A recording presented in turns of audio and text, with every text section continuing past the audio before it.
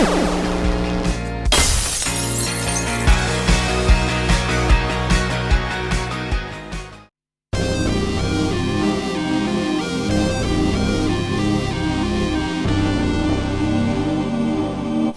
it's Gadget UK here. Just doing a short mod to my neo-geo. I'm going to produce a little amplification board for the stereo sound. Don't know if you can hear because it's just started raining, so the rain might be in the background there, but the volume's reasonably high on this TV at the moment. If I start again now, start pulse start.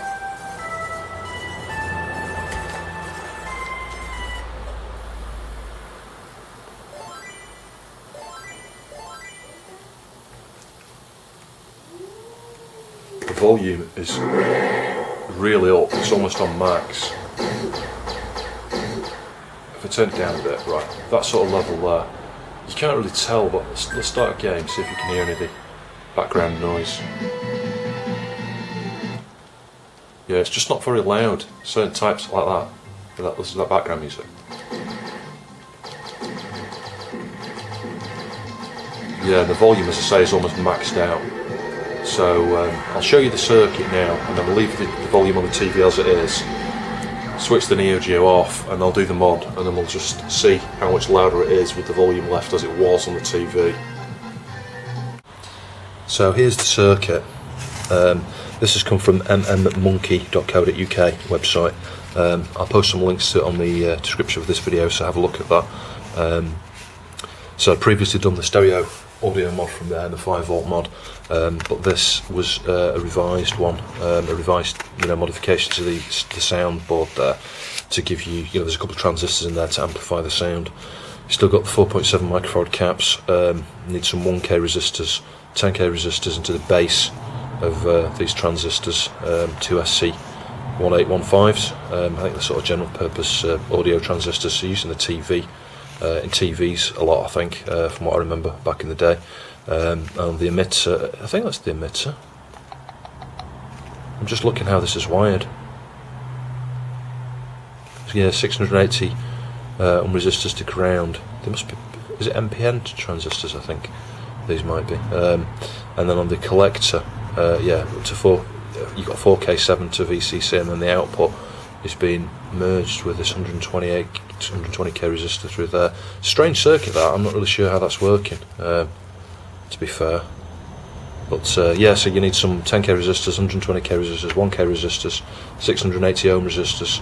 I think that's the resistors out the way, and some 4.7 microfarad caps and some 10 microfarad caps. I can't remember where the 10s are now. Yeah, there's a 10 there, the 10 there. So, and that's pretty much it. So there's no, it's not done any pictures of the underneath of the matrix board here, or the Veristrip board which I'm using. So it's going to be interesting to see how easily I'm going to be able to wire this up, but I'll show you as I make some progress with it. So as you can see, I've got my little board there. It's not laid out very well really, it's the best I could do. I've tried to flatten these capacitors here so that it's got quite a low profile when I mount it inside the case and stuff there. I've had to use a few jumper wires and things underneath. They look better when they're on top really, but it's just to try and keep it all low profile, and it looks pretty tidy. So I think that's going to be mounted, that side, the side with the soldering on there, I'll be mounted sort of on the under of the actual plastic part of the case, with these facing downwards, and I'll just use a bit of like a clear piece of plastic just to isolate it, I think, and just hold it in place with a bit of tape. And then obviously I've put this connector on here. These are worth salvaging. If you've got old PCBs and things and they've got any of these little connectors on, it's always worth desoldering them, and I've done that in the past, and I've got a few of these. So it's that one there's just got 5 connections, which is just enough for, I think the red's +5, yellow's ground, and then the middle 3 there, the orange, brown and blue, are the left, right, centre. So I might trim this board down a bit yet as well. It finishes here, so I could in theory just trim it down there, and the outputs are where the pin of that cap is there, and that resistor, this whole rail here is one channel, and it's the same on the opposite side, where your cap joins that resistor there. Yeah, that whole rail, that first row of pins again is the other channel. And obviously, you know, I've got ground +5, I think, on the very edges there, so I can tap off if I need those. Ground I'll definitely need for the audio, the +5 I won't. Although I can't remember whether I'm taking the +5 to the control input, so I might need to do that, I'm not sure. But the thing is, I'll be able to detach this from the motherboard and take the board out. That's the idea behind this, really, just to make it a bit more serviceable. So I'm a bit nervous about this.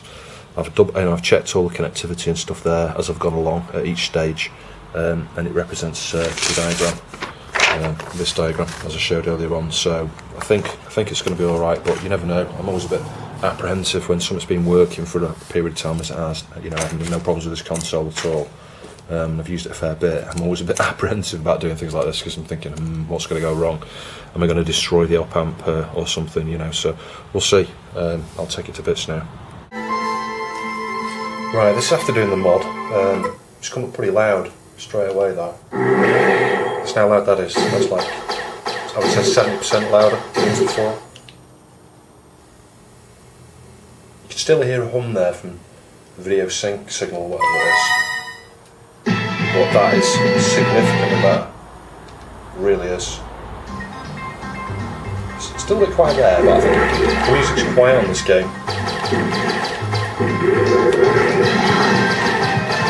Just turn that down a bit. It's too loud now. That's really good. That's significant improvement.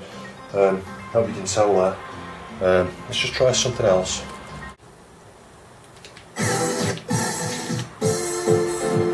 It's an awesome track.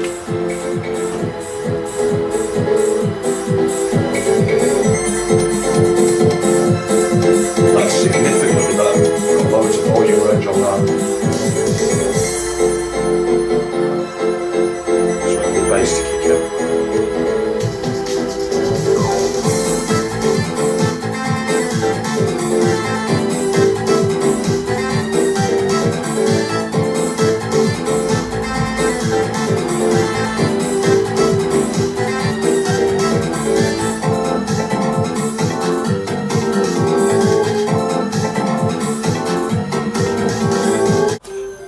So I thought I'd just test a few more games on this, just to see what it sounds like. This was quite quiet before this game. There's some awesome music on this, the intro music.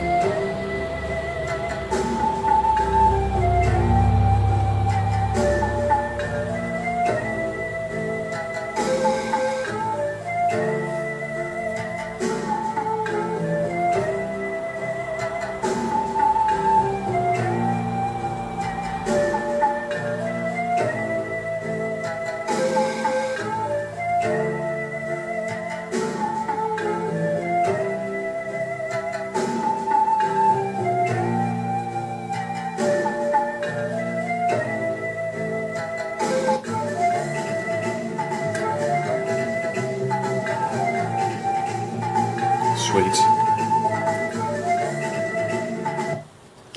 Let's just start it.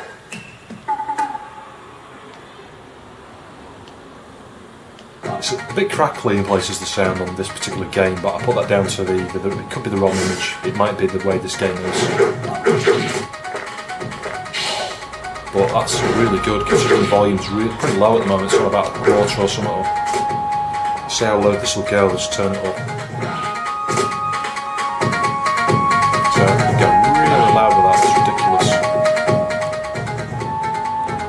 It's amazing how much volume range I've got now. It's twice as good as it was easily, and because of the volume difference there, you know, you don't get the hiss. If I turn it down a little bit so it's just right, you don't get any hiss at all. Let's just try another game. You see, normally at that level you wouldn't hear the sound at all. I would have to be, you know, turning it up to hear anything. That, you know, just switching over from the Mega Drive.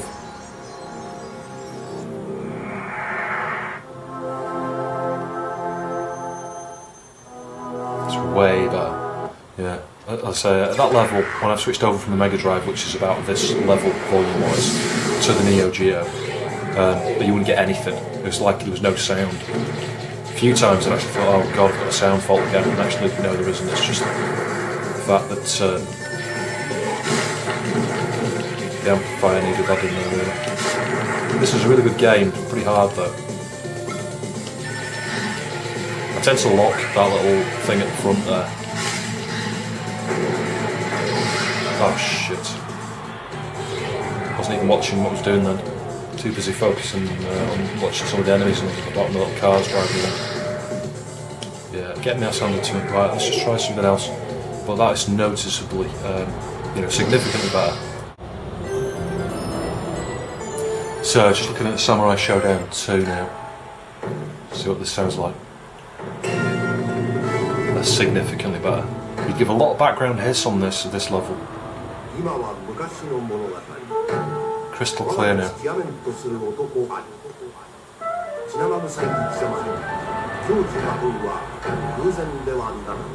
That's brilliant.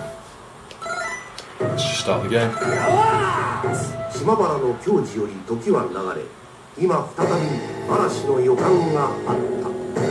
I've not played much of these games, the Samurai Showdown games, but I did have the last of these earlier on. I've gone through all 5. And I do quite like them, what I have to admit.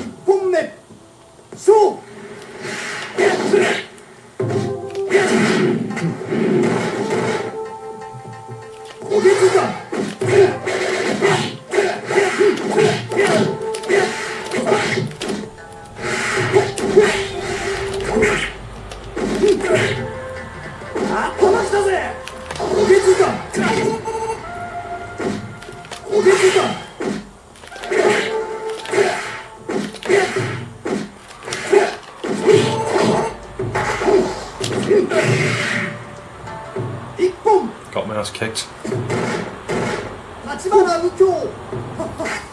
Anyway, thanks for watching, and I'll see you soon.